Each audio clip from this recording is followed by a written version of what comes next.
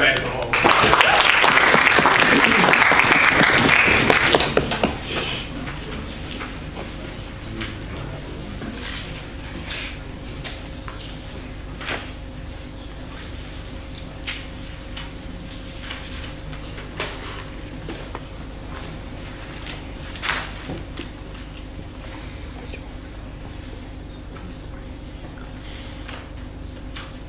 Mr. Speaker, even if it is true that in every case that Israel pursues a former Nazi to capture or kill them, even if in every case they breach a country's sovereignty and that country is not okay with Nazi killing, Mr. Speaker, we think sovereignty is much less important in international law, much less important in international law than, for example, prosecuting or killing someone who committed genocide, Mr. Speaker. And that is something that is well established in the community and well established in logic. Mr. Speaker, the United States goes into Pakistan all the time to kill terrorists, for example. The international community prioritised sovereignty during World War II when we failed to intervene for a very long time in Germany. It's like sovereignty as a concept is far less important while in international law, like I'm not saying it doesn't exist, but is far less important in the scale of international laws than is prosecuting genocide or defending against genocide, Mr. Speaker. So looking at those two things, when Israel prioritises justice for all victims of the Holocaust, not just Israeli victims, but all victims, it shows they respect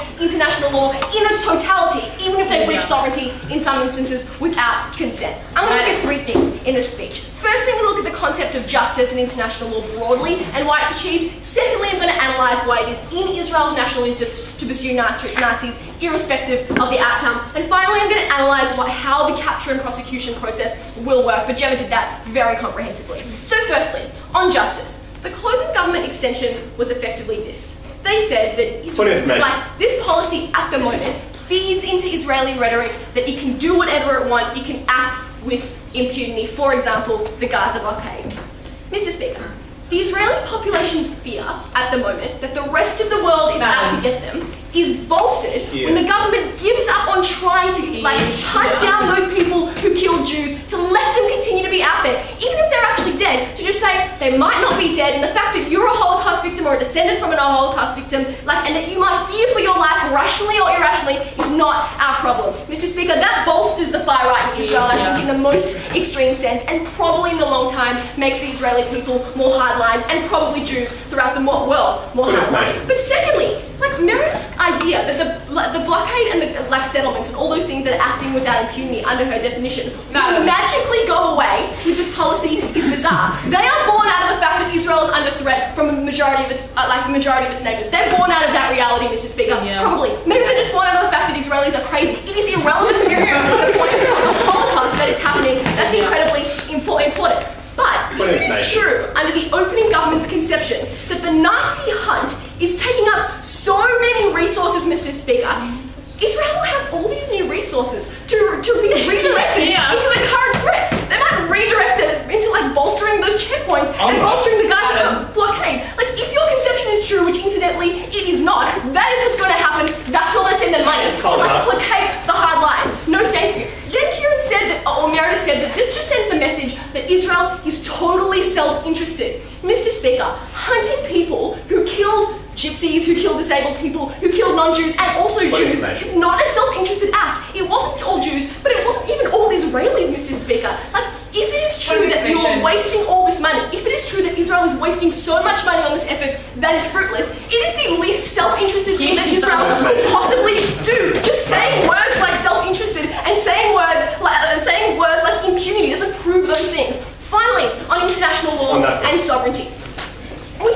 We showed you across our bench that in many instances, most countries are pro-Nazi killing and will cooperate where they can. At the very best, you prove that we should seek to cooperate in those instances. But also, Mossad is very sneaky, as I understand. Mossad doesn't publicise who does these things in most instances. But also, putting all of that aside, international law, as I said in my introduction, has moved away from prioritising sovereignty in its absolute sense. That's why we're not okay with Bashar al-Assad killing their people. That's why we're not okay with every African civil war. Sovereignty is far less important than it was before. Finally, on justice, at no point did they tell us why it wasn't, no point did they respond to the reality that when we find these people innocent, it shows that Israel prioritised justice, its judiciary is not corrupt, and it will not act with impunity. Opening.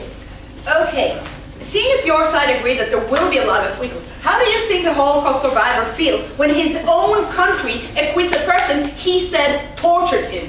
Well, okay, on balance, as like Gemma proved to you, it will probably prosecute them and be successful in that prosecution based on technology and all the things she pointed to. But if we are unsuccessful in getting them, it is probably because there is not enough evidence. And that points to Israel actually being just. And also, on balance, that victim is better served when you attempt to get that person and not just say, well, it's too hard, we could use the money on the blockade. Second issue in this debate, why it's in Israel's national interest to pursue this irrespective of the outcome. Firstly, what Gemma told you, there is a current threat. Kieran said they're old and dying and they stay out of the way.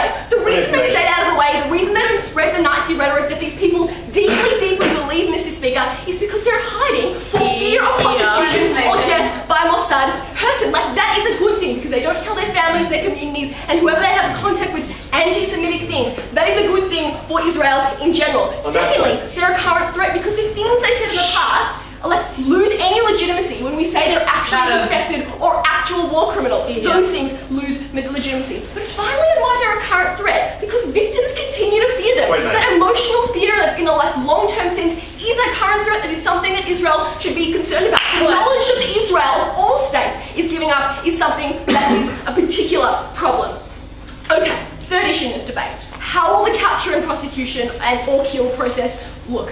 Firstly, what will Israel do? We think they'll prioritise capturing and prosecution because it's better for victims, and they know it's better for victims when they actually have these things done in public, and it's like known that Israel has found these people. But sure, if it is necessary, they will kill them. In a lot of cases, it's because they're like trying to run, they have someone defending them with a gun, for example.